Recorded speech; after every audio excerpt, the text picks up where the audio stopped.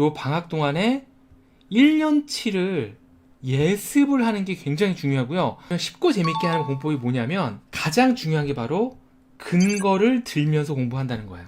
자, 그럼 우리가 공부의 3원칙부터 한번 다시 체크하겠습니다. 첫 번째, 지루하면 안 된다. 두 번째, 반드시 문제를 풀 때는 근거를 들어서 한다. 세 번째, 공부는 반복이다. 어떻게 하면 내가 반복을 위한 계획을 세울 수 있을까? 자, 황새는 동그라미 한번 쳐볼게요. 황새는 부리를 깃털 사이에 파묻고, 자, 상상해 봅시다. 얘는 황새라는 것이 있는데, 부리라는 것은 여기 뾰족한 거죠? 얘를 깃털 사이에 파묻는데요. 자, 이 그림을 한번 잠깐 그려볼게요. 한쪽 다리로 서서 잡니다. 얘가 다리를 한쪽만 서서 자는 거죠. 어떤 글을 읽으면서 이렇게 주인공을 체크하고 그 다음에 그 내용에 대해서는 간단하게 그림으로 표현해 봤어요. 이때 다른 한쪽 다리는 접어서 깃털 사이에 넣습니다. 얘도 접어서 깃털 사이에 넣는데요. 자, 이렇게 서 있으면 몸에 열이 빠져나가는 것을 줄여서 열에다가 한번 밑줄을 쳐보겠습니다. 추위로부터 몸을 보호할 수가 있다. 자, 여기서 잠깐 고민. 이유가 뭘까요? 왜 열이 빠져나가는 걸 줄이게 될까요? 잠깐 여기에서 여기로 가는 것에 이유를 생각해야겠죠.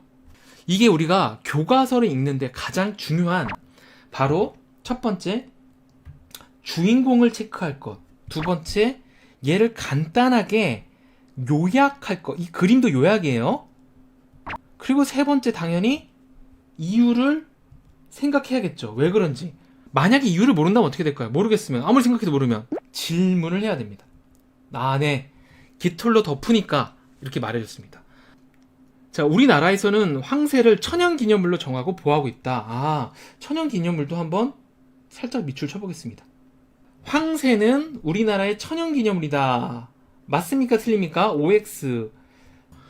여기 있는데? 하고 이게 황새? 얘가 바로 뭐가 된다는 거죠? 이 주인공 찾는 이 1번이 자, 다시 한번 우리가 즐겨찾기를 해놓은 겁니다. 이걸 우리가 어려운 말로 인덱스라고 한다고 했죠. 황새 중에서 잠깐만 서서 천연기념물 있네. 그러면 이게 8-1번이라고 적는 거죠. 황새는 두 다리로 서서 잔다. 잠깐만. 두 다리로 서서 잔다? 보는 순간 그냥 게임 끝. 그냥 여기다 옆에다가 얘는 두 다리 하는 순간 요거를 딱 긋습니다. 이게 틀린다는 거죠. 두 다리 서서 그러면 이것도 찾아야겠죠. 물론 내가 그림을 그렸지만 다리를 한쪽 다리로 서서 잡니다. 써있네. 그럼 여기가 8-2번이 되겠죠. 그렇죠. 당연히 답은 1번이 되겠네요. 우리는 글을 읽고 문제를 풀어야 돼요. 앞으로 언제까지? 고등학교 3학년 맞출 때까지. 시간은 오래 걸려도 좋다. 단 한 문제도 이제부터는 틀리지 않겠다. 글을 읽을 때는 첫 번째 핵심어 찾을 수 있게, 검색할 수 있게. 두 번째로는 얘를 계속 요약을 하는데 그 요약 중에 하나가 그림일 수도 있고요. 여러 가지 있습니다. 이게 너무 중요한 거예요. 전 과목에서. 다음에 세 번째로는 이유를 모르면 절대 안 된다는 거죠. 어떤 것의 이유는 당연히 이러니까 이렇다라고 연결되는 거예요. 이렇게 연결되는 겁니다. 자, 문제를 풀 때는 어떻게 해야 돼요? 이제는 무조건 찾아서 푸는 겁니다.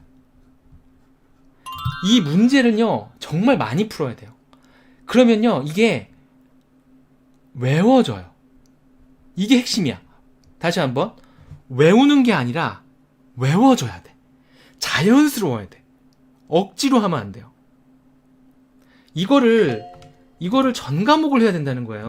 영어 수학만 중요하다 생각하는데 아니에요. 전 과목 되게 중요해.